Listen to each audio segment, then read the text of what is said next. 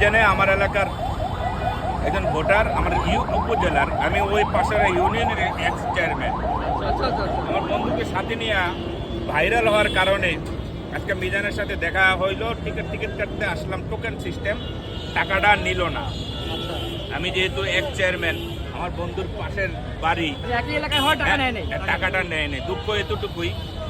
অনেক জোরাজুরি করলাম, অনেক সাদাসাদি করলাম, কিন্তু টাকা নিল না সে। মিজান কেমন মনের মানুষ? মিজান আসলে অত্যাধিক একজন ভালো মনের মানুষ। ও সবসময় ছোটকাল থেকেই আমরা দেখে আসছি।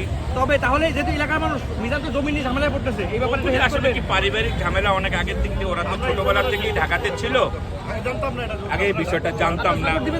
ইনশাল্লাহ খাবারের সাথে অত্যন্ত সুস্বাদু। মানুষের জন্য 100 টাকা হিসাবে আজকের বাজারে কেমন হয়েছে?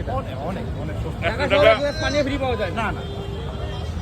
100 টাকা হিসাবে আসলে খুবই, এই বিষয়টা আসলে আলুও তো একটা সময় শুধু আলু আর এই তরি তরকারি দিয়ে 100 টাকা খেতে হতো। এখন যে ঘুষ দেখলাম আমি, এক বড় একটা ঘুষ, আমার ঘুষ অনেক বড় দেখলাম।